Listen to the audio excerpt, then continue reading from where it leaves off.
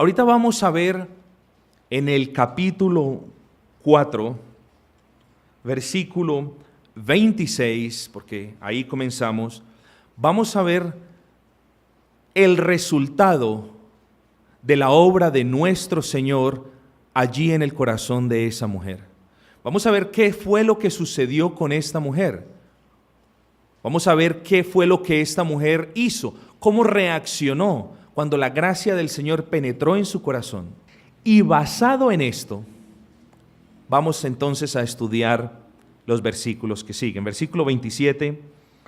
En esto vinieron sus discípulos y se maravillaban de que hablaba con una mujer.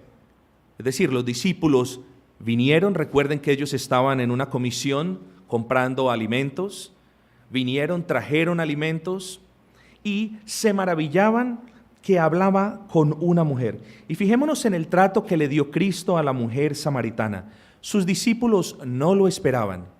Un maestro judío hablando con una mujer.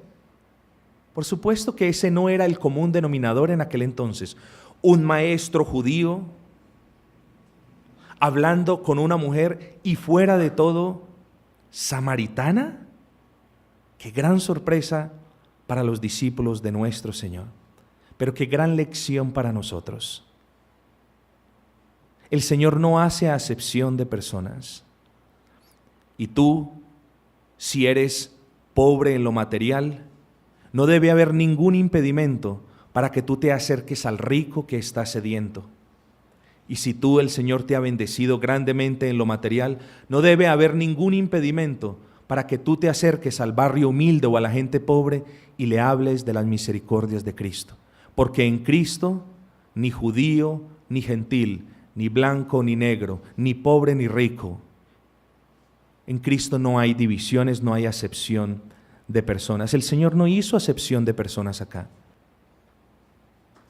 El Señor nos da gran ejemplo en esta comisión. ¿Cuántas veces, te hago la pregunta en amor, cuántas veces has dejado de comer o de beber? ¿Cuántas veces has dejado de hacerlo por predicarle a un alma que está necesitada de Cristo? ¿Cuántas horas has dejado de dormir por tener una conversación que vaya a ser, por la gracia del Señor, de bendición para otras personas? Cuando has, digámoslo así, terminado en una esquina, sediento, lleno de polvo sucio, como nuestro Señor Jesucristo, en la obediencia a su palabra, en la obediencia a esa comisión que el Señor le había dado de que pasara por el país de Samaria y que se detuviera allí cerca de la ciudad de Sicar a hablar con una mujer. ¿Cuántas veces has terminado en una esquina, sediento, cansado, sin agua que beber, por hablarle a otros de las buenas nuevas del Señor? Ese es el ejemplo de nuestro Señor, hermanos.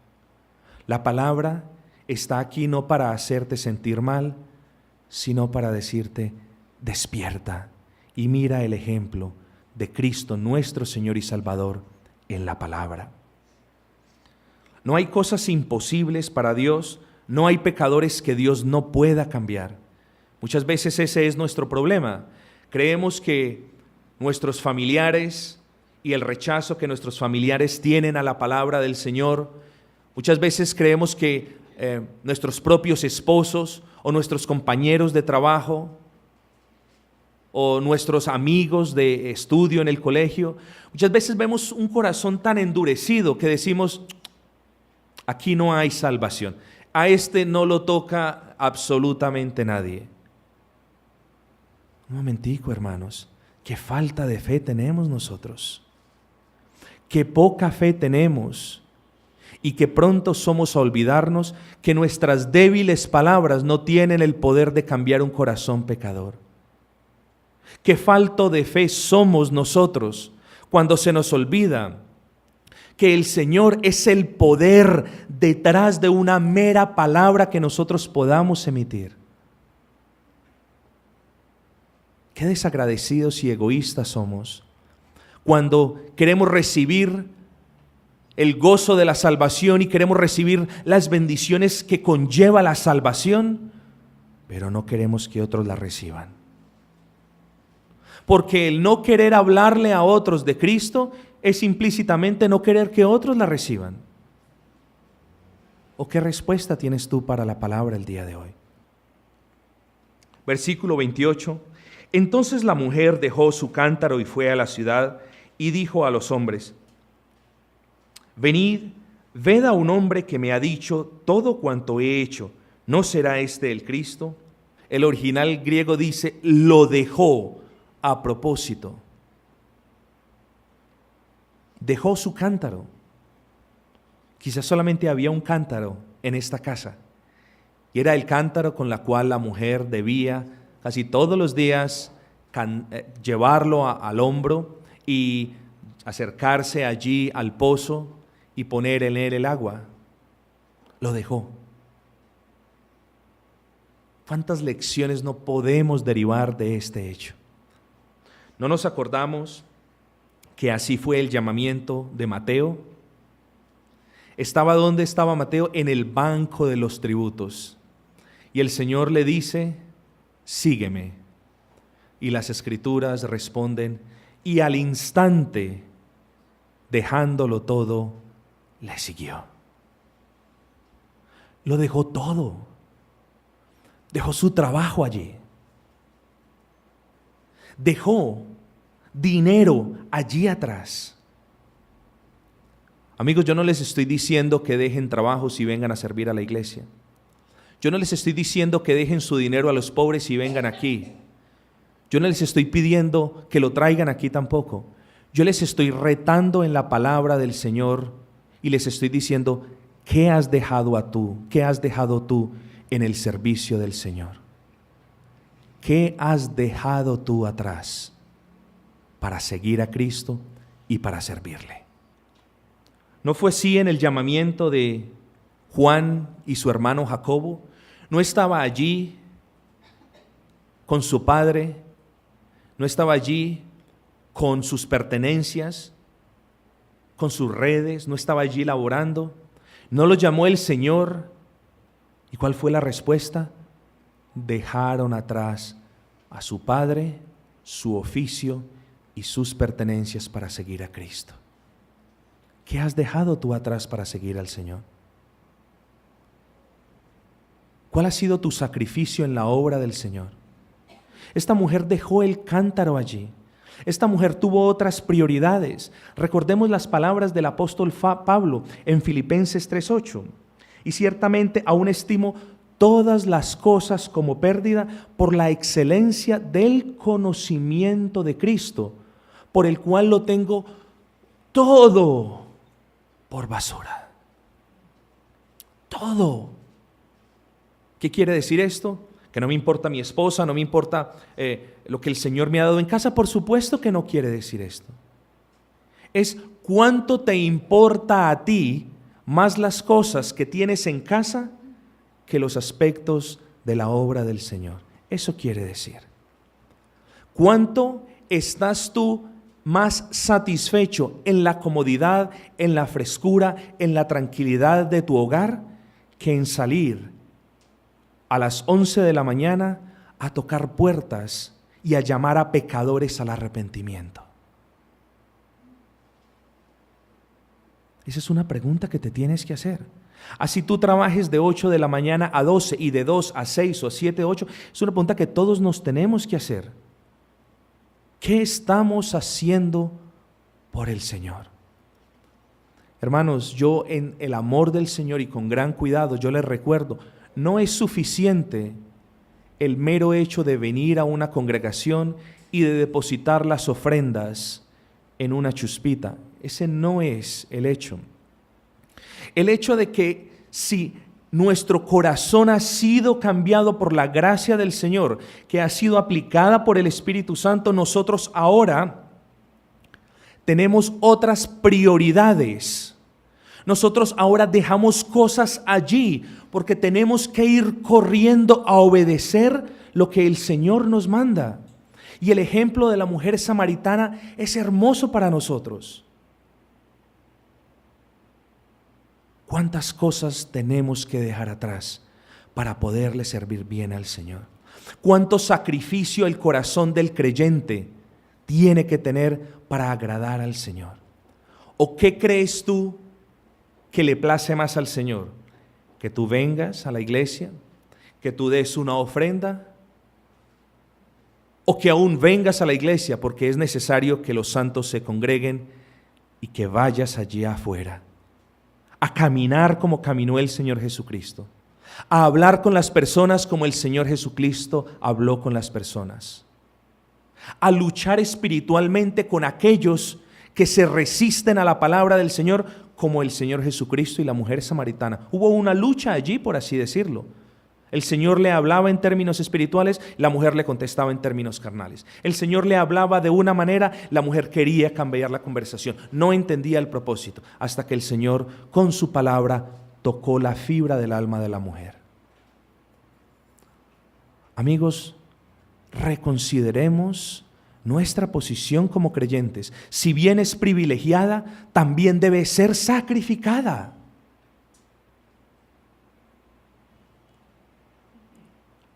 La mujer tenía prisa de llegar a su ciudad. La mujer sabía que el Señor estaba de paso. La mujer sabía que el Señor no iba a permanecer para siempre en este pozo. Hermanos, de la misma manera nosotros sabemos que la misericordia del Señor para con este mundo caído no va a durar para siempre. Va a haber un día de justicia, como cantábamos en el himno ahora. Este, oeste, norte y sur, todos verán al Señor Jesús. Ese gran día de justicia va a ser un día donde muchos llorarán y se rasgarán sus vestidos y querrán morir, porque la justicia del Señor va a ser terrible, hermanos. ¿No te mueve eso tan siquiera un poco a sacrificarte hablándole a otros de la gracia del Señor Jesús? ¿Cómo es posible de que la misericordia que el Señor ha tenido para contigo, salvándote antes que el tiempo se termine, tú no la tengas para con otros, llamándoles a salvación, rogándoles a que consideren sus caminos antes de que sus vidas terminen? Esta mujer no quería callar.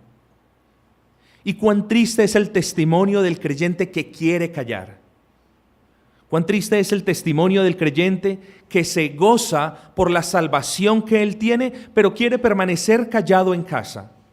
Solamente quiere cantar aquí cuando viene y solamente quiere hablar con los hermanos. No quiere hablar con otras personas que están necesitadas. Esta mujer no pudo contener el gozo de la transformación que el Señor había hecho en sus corazones. No pudo. Ella tenía que compartir con otros lo que el Señor había hecho en su corazón. Queridos hermanos, hermanas, miren que la mujer no hizo un curso de teología. La mujer no hizo un curso intensivo de doctrinas bíblicas. Todo lo que tenía la mujer lo dio. El gozo de ahora conocer a su Señor y Salvador. ¿Hay excusa entonces en alguno de nosotros para no hablar con otras personas? Hermanos, no la hay. Ese es el punto que yo deseo que ustedes vean. No la hay. Una vez más, no les insisto en que sean negligentes, ni con las responsabilidades que ustedes tienen en el hogar, ni con las responsabilidades que ustedes tienen en sus trabajos. Por supuesto que ese no es lo que yo les estoy diciendo. Lo que yo les estoy diciendo es que un creyente tiene el más sincero deseo de hablarle a otros lo que el Señor ha hecho en su propio corazón. Y esta mujer no pudo contenerse. Esta mujer dejó todo atrás y salió campante, normal, aprisa, ¿qué nos dice la palabra? Y se fue prontamente a la ciudad y le dijo a los hombres: venid. La mujer sabía de la importancia. La mujer estaba consciente de la importancia de que las otras personas conocieran a aquel hombre que le había dicho: todo acerca de ella. Por supuesto lo entendemos en un sentido figurado, porque el Señor no le dijo todo acerca de la mujer. Lo que el Señor le dijo fue simplemente, le dijo todo su pecado. ¿Qué era necesario entonces que la mujer conociese? ¿Teología? ¿Doctrina? No. La mujer solamente le iba a comunicar a otros lo que a ella le había sido comunicada, que había pecado en ella, que a causa de ese pecado estaba separada de la gloria del Señor y que Cristo era el Salvador. ¿Es muy difícil entonces evangelizar? ¿Es muy difícil entonces salir allí y decirles: todos somos injustos, todos hemos pecado, por lo tanto estamos destituidos de la gloria del Señor? ¿Es muy difícil decir eso? Es muy difícil decir: hay una gran enemistad y una gran separación entre tú y Dios. Es muy difícil decirlo, amigos y hermanos. Es muy difícil también explicar que hay una reconciliación perfecta en el Señor Jesucristo. Por supuesto que no. Es muy difícil explicar qué es un arrepentimiento. Recordémonos de la mujer samaritana. Llevaba su vida conforme lo que ella creía que era lo correcto y dejó todo atrás y dio media vuelta y se devolvió con otro propósito. Ese es el arrepentimiento, es un cambio radical de cómo pensamos con respecto a nosotros y con respecto a Cristo. Es un cambio radical de lo que hacemos y del camino hacia donde nos dirigimos y ahora lo que creemos y el camino glorioso hacia donde nos dirigimos. Ese es el arrepentimiento. No necesitamos hacer un curso de doctrina, hermanos. Solamente necesitamos hablar con otros de lo que el Señor ha hecho en nuestros corazones. Vamos al versículo 30. Entonces salieron de la ciudad y vinieron a él. Miremos cuán grande es el poder del testimonio y cuánto lo despreciamos. Nosotros debemos hablar con otras personas de las cosas grandes que el Señor ha hecho en nuestras vidas. No temamos contarle a otras personas quiénes hemos sido en otro tiempo. No tengamos miedo, no tengamos vergüenza de decirles a otras personas. Yo no tengo vergüenza de decirles a otras personas quién fui yo en otra vida. Por supuesto que hay límites de cordura y por supuesto que no es relevante hablar de detalles gráficos, por supuesto que no lo es.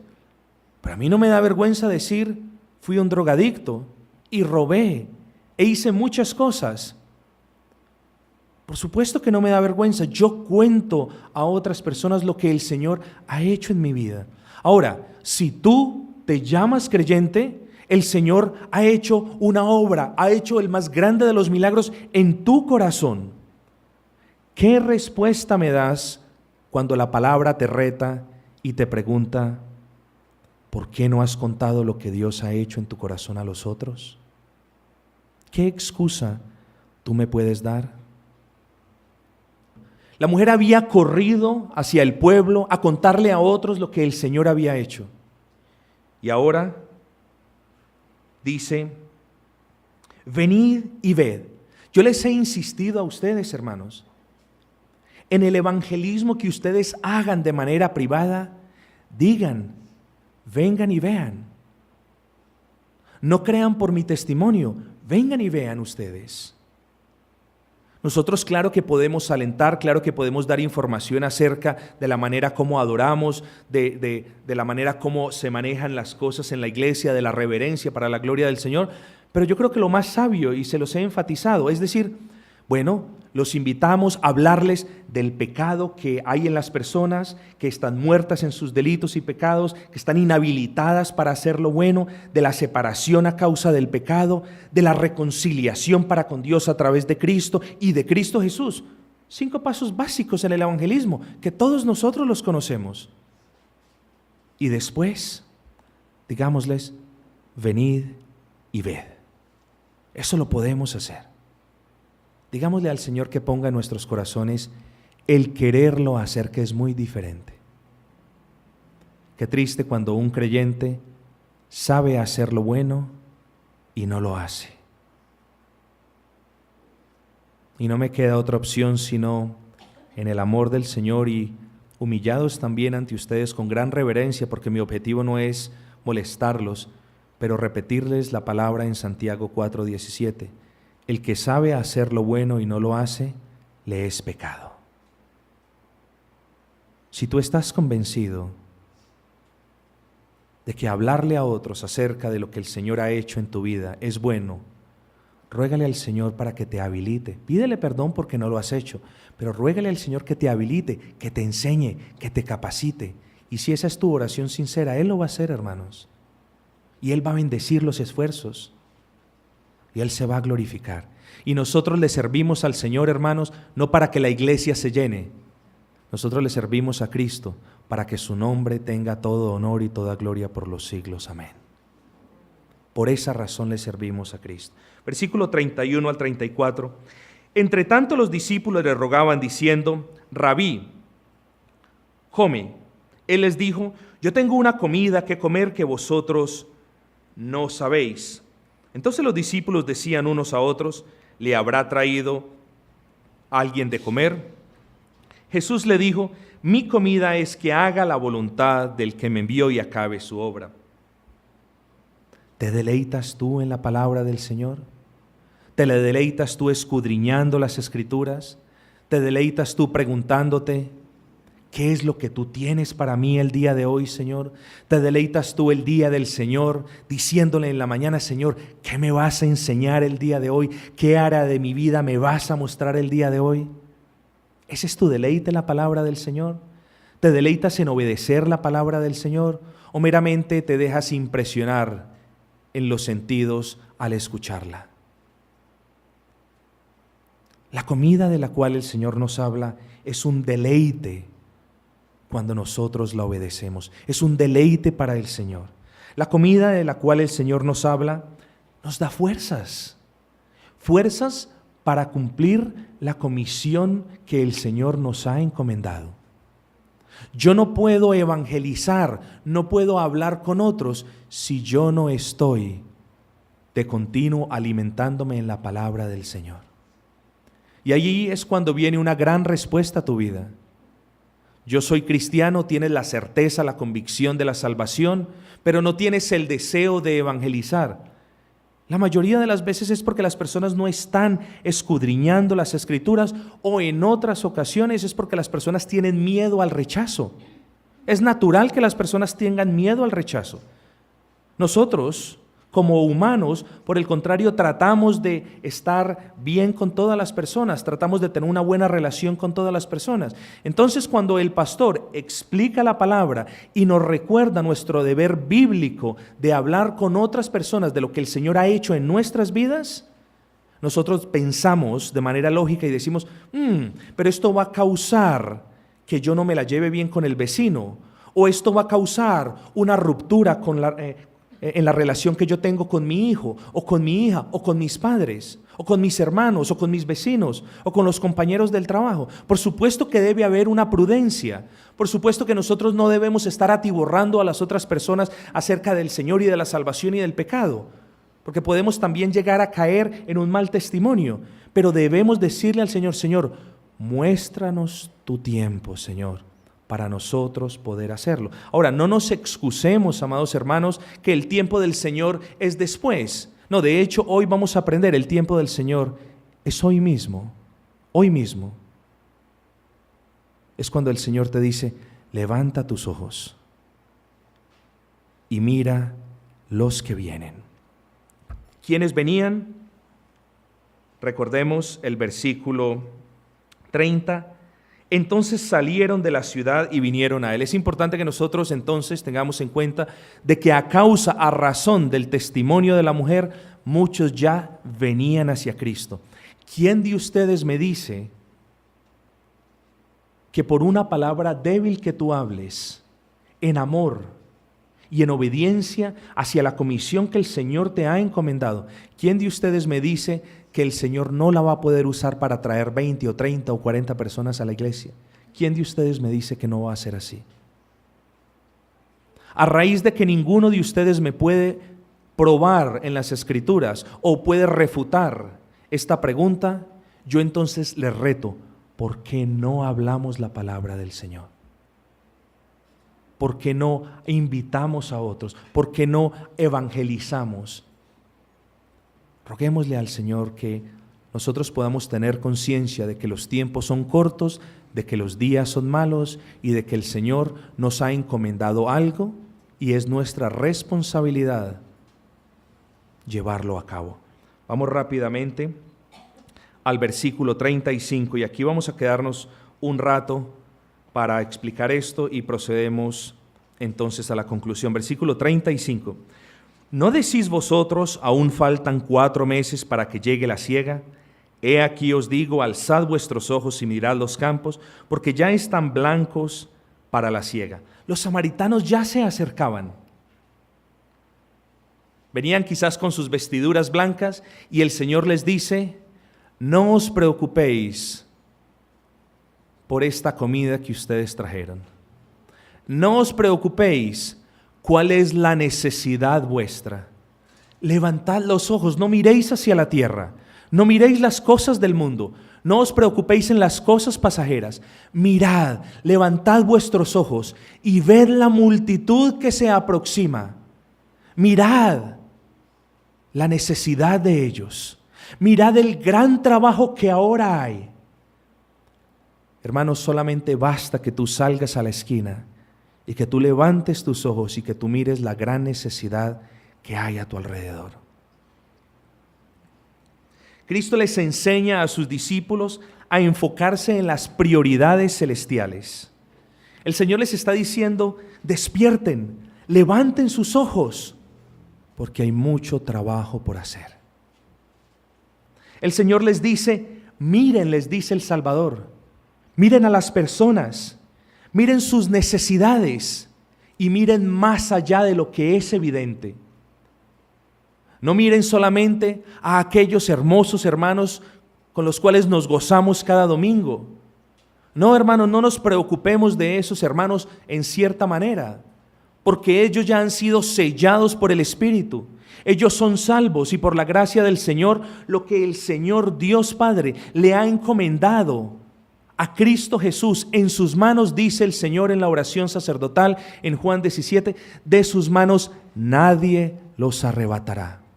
Dejemos a los santos en manos de Dios, dejemos su crecimiento, que la gracia del Señor obre en ellos.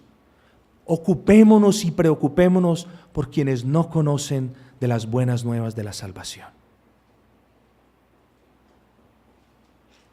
Nosotros no conocemos el tiempo del Señor.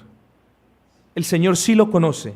Y el Señor dice, he aquí os digo, el tiempo es hoy mismo. Ahora, no se preocupen, no les voy a decir que después de la predicación vamos a evangelizar. Me gustaría que así fuese, pero no lo voy a hacer. Solamente les digo, el tiempo es hoy mismo. ¿A quién le vas a hablar hoy que no le hayas hablado antes?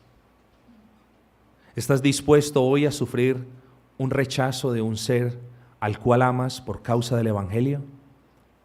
¿Estás dispuesto a sufrir una vez más la burla de uno de tus vecinos cuando tú toques su puerta y tú le digas, este es el Evangelio de nuestro Señor? Hermanos, levanten los ojos porque hay trabajo. Yo soy un hombre y no les estoy pidiendo que se muevan a misericordia, ni les estoy pidiendo que se muevan a laborar porque yo solamente tengo 2 manos y 2 pies. Yo soy un hombre. Quisiera, lo digo en términos coloquiales, quisiera ser un pulpo para hacer 8 cosas al mismo tiempo. No lo puedo hacer. Yo tengo que delegar funciones. ¿A quién se las delego? Yo tengo que delegar funciones a quienes muestren sed y hambre por las cosas del Señor. ¿Quién de ustedes la tiene? Yo tengo que delegar funciones quien esté comprometido con la obra del Señor. ¿Quién de ustedes está comprometido? Tenemos que ganar almas para la gloria del Señor. ¿Quién de ustedes quiere ganar almas? Si yo les dijese, voy a colocar un banco, obviamente no lo tomen a ofensa porque es un mero ejemplo, pero si yo les dijese, voy a colocar un banco porque me han hecho una donación de 1.000 millones de pesos y a cada uno de los hermanos les voy a regalar 40 millones de pesos. Nos gozamos, le damos la gloria al Señor y hacemos la fila obedientes. Pero ¿qué si yo hoy les recuerdo, no tengo un banco lleno de dinero, pero allí hay calles llenas de personas que están muertas en sus delitos y pecados? ¿Quién quiere trabajar para el Señor? Nos movemos a las recompensas materiales, a las bendiciones, y no estamos pensando en que la más grande de todas las recompensas y los salarios que el hombre pueda recibir es cosechar almas para la gloria y honra del Dios vivo. Hermanos, esto no es un activismo religioso. Les estoy aclarando las escrituras y las enseñanzas de Dios para con nosotros en estos pasajes.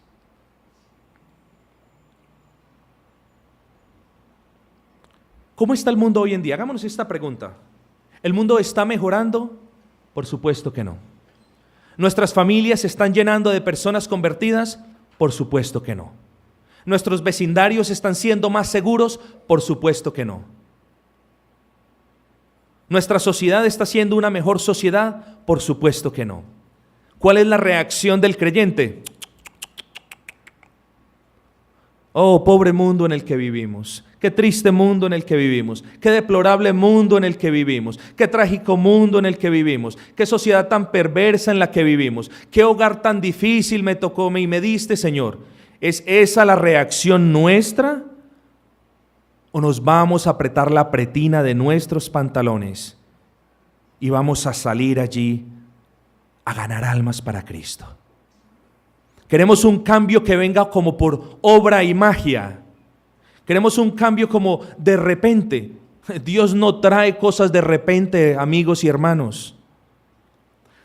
No caigan en el pecado y en el error de los llamados hipercalvinistas. Hipercalvinistas son aquellos que dicen, no, el evangelismo no es necesario. Dios va a traer a su iglesia, Él mismo va a traer a su iglesia los que han de ser salvos. Nosotros decimos, ¿qué es eso? ¿Qué hay de la gran comisión? De esa hermosa y gran comisión de Mateo capítulo 28, versículos 18 al 20. ¿Y qué hay de esta comisión, de esta primera comisión, de la cual muy pocos saben, pero que está claro en las Escrituras? No caigamos en el error. No nos quejemos y digamos, este mundo se está acabando. No, sintamos el dolor de aquellos que se están yendo al infierno. Porque si eso no nos mueve a hablarle a otros acerca de Cristo, nada lo hará, amigo. Mira las posibilidades que hay para el evangelismo. Y mira a quienes apresuradamente se van rumbo al infierno, miembros de tu familia, vecinos tuyos, colegas de trabajo y la sociedad en general. Porque si eso no te lleva a hablarle a otros acerca del Señor Jesucristo, nada lo hará. Versículo 36 al 38, con esto cerramos. Y el que siega recibe salario y recoge fruto para vida eterna, para que el que siembra goce juntamente con el que siega, porque en esto es verdadero el dicho, uno es el que siembra y otro es el que siega. Yo os he enviado a segar lo que vosotros no labrasteis, otros labraron y vosotros habéis entrado en sus labores. Por supuesto que quien siembra aquí fue nuestro Señor Jesucristo. Nuestro Señor Jesucristo sembró allí, por supuesto su Espíritu Santo, la simiente de vida en el corazón de la mujer samaritana. Como consecuencia de una vida convertida, dio testimonio y el trabajo se incrementó en tal manera que ahora los apóstoles iban a trabajar en la obra del Señor. ¿Ves? El Señor sembró y los apóstoles segaron. Qué gran reto para nosotros es este. ¿Cuál es tu ocupación como tal? Obviamente a las personas que son doctores aquí el ejemplo no es para ellos, pero solamente miremos el punto. Si tú eres doctor, estás en una profesión noble, por supuesto que sí, pero a la final el doctor solamente puede mejorar la calidad de vida de una persona que esté agobiada por un dolor y quizás prolongarla a través de unas recetas médicas. Pero si tú trabajas para Cristo, tú vas a estar envuelto en el negocio de la vida eterna de las almas.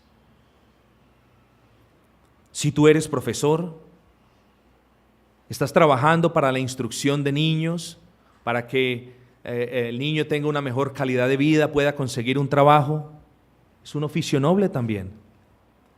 Pero si tú eres profesor de una escuela dominical, si tú le enseñas a otro el camino de Cristo, ¿no es este un oficio y una profesión más noble aún?